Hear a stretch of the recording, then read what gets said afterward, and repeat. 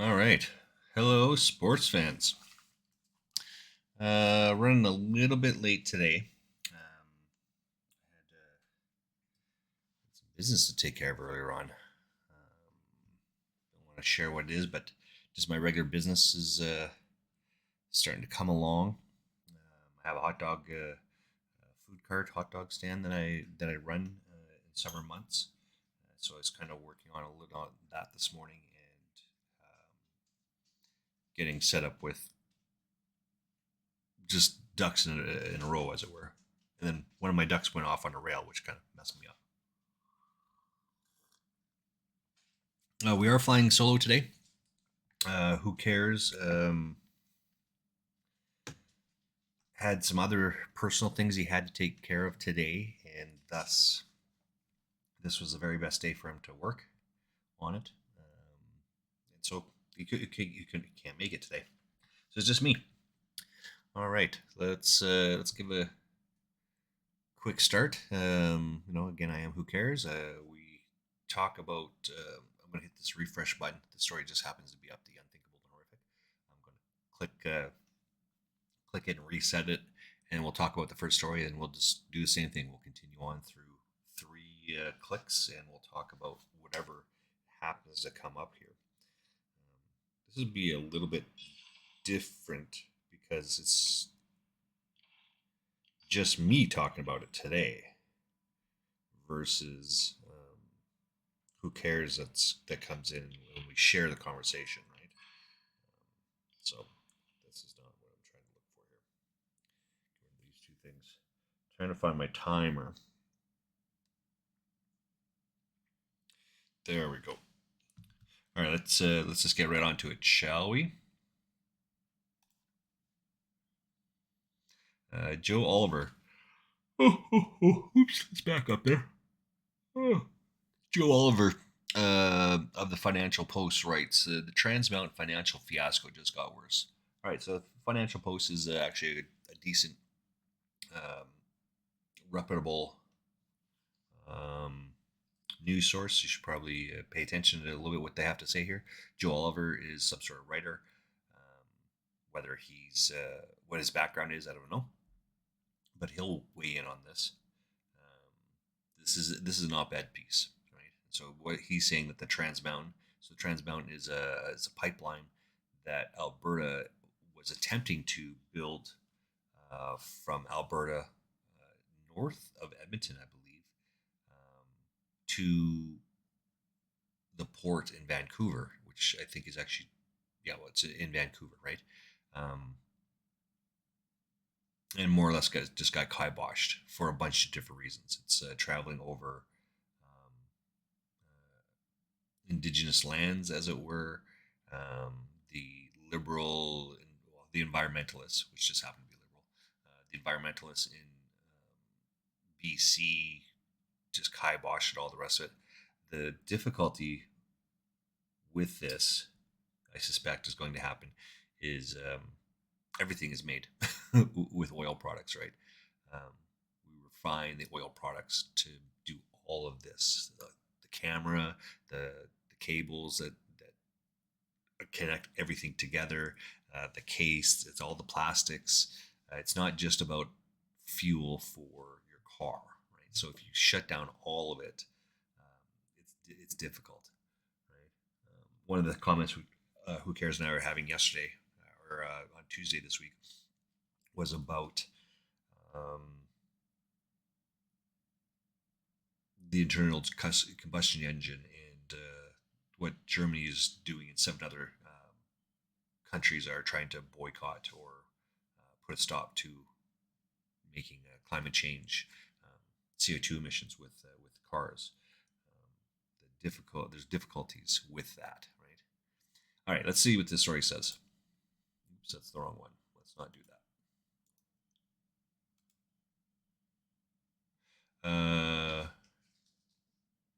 Late Friday afternoon, traditional slot for bad news. Trans Mountain Corporation announced its pipeline expansion costs have ballooned to an eye-watering $31 billion, 44% more than its year ago estimate of 21. And that's not shocking or surprising, I don't think. Most of this will be supply chain, supply chain related, right? Um, Oil in this country is rising, right? The price of oil. So even though this price tag is 44% higher, they'll get their money back. Just need 5 years of that, and they'll get their money back.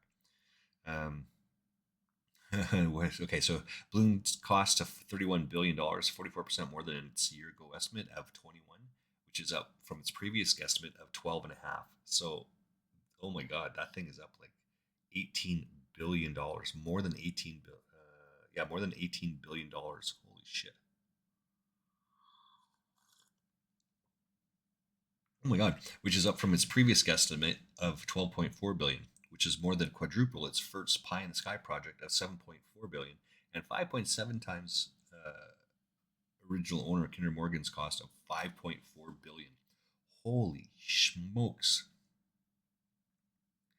Also, the operational date was extended yet another 6 months to the first quarter of next year. When it's finally completed, the expansion will nearly triple the flow of crude oil and refining products from Edmonton to Burnaby, which is a suburb of. Um, it's not a suburb; it's its own city in BC of the GVA, the Greater Vancouver Area, but right suburb of Vancouver. Remarkably, the Trans Mountain will remain the only Canadian oil pipeline to Tidewater, which is what I was just talking about. Alberta, Saskatchewan, we have a ton of oil and gas, but because we're landlocked, we can't get it to, as they say, tide water. We have to go through other provinces, and there's other just difficulties with that, right? Because we're at the bottom, the mountains are here, and the mountains down, and the mountains here, and we have a lot of this mountain up and down. Versus water flows down, so we could just build a pipeline along like the Athabasca River, for example, and get it out to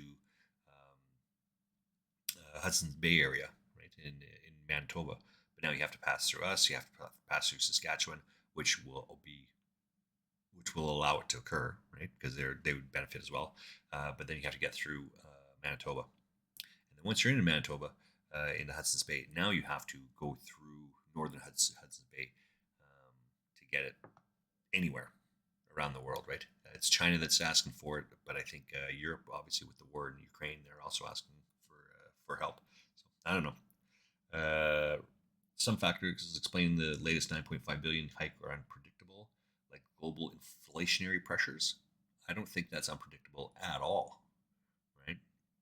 Who cares? And we've talked diligently about this, right? Again, my expertise in financial matters.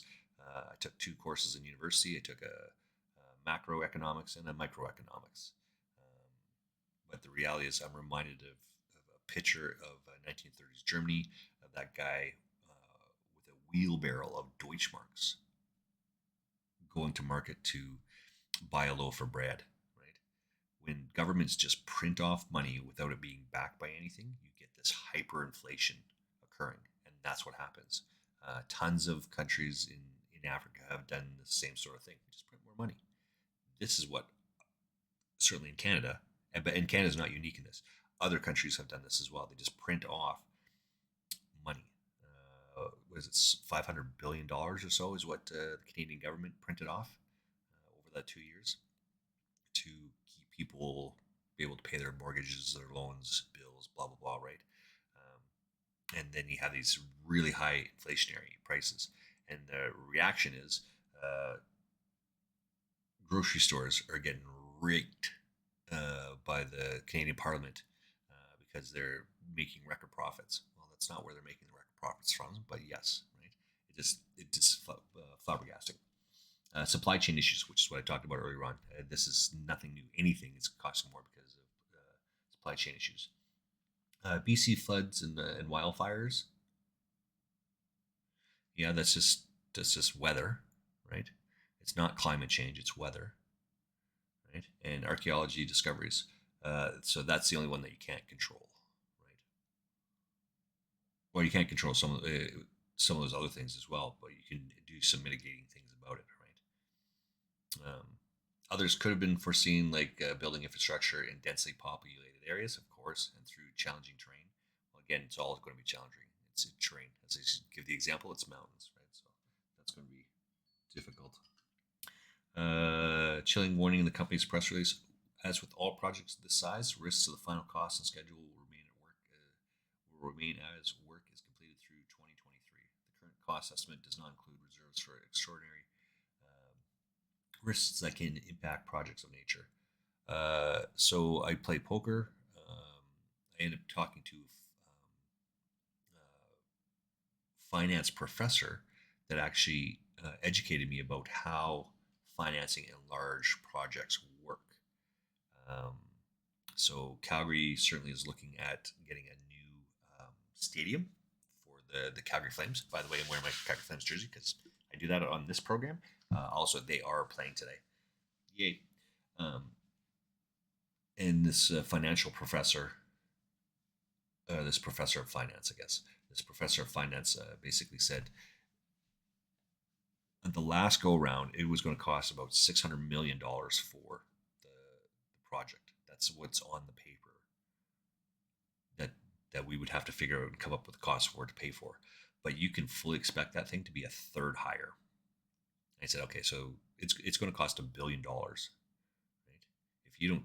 Good morning, hippie elf. Good morning. Yes, I am running. It's chatty chat today. It's talky talk.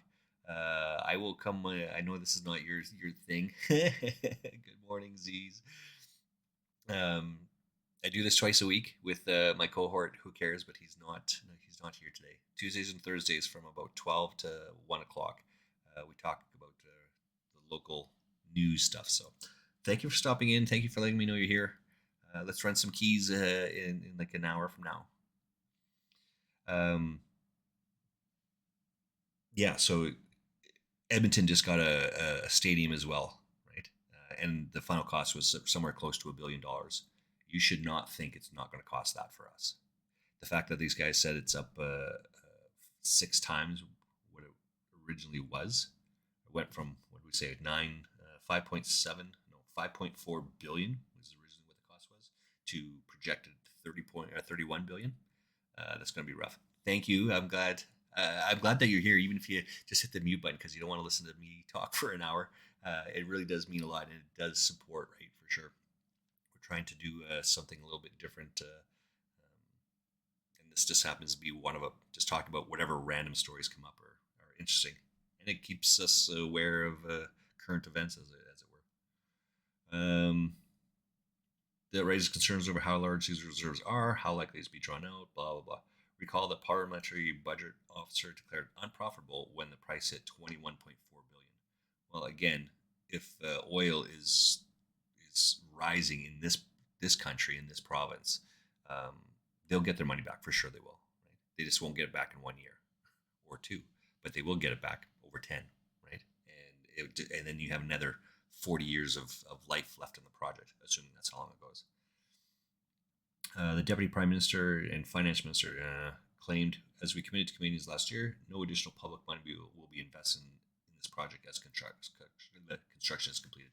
Yeah, I don't think that's correct at all, but it makes sense that they're committed to their piece of not spending more money, and they shouldn't spend more money. But private sector lenders not usually receptive to project costs out of control. Yeah, right. So that's it. That's what that's about. Let's move on to the next one, shall we? Def Leppard drummer Rick Allen suffers head injury for being violently assaulted by a teenager. Oh, that's not good. That's bad. And this one,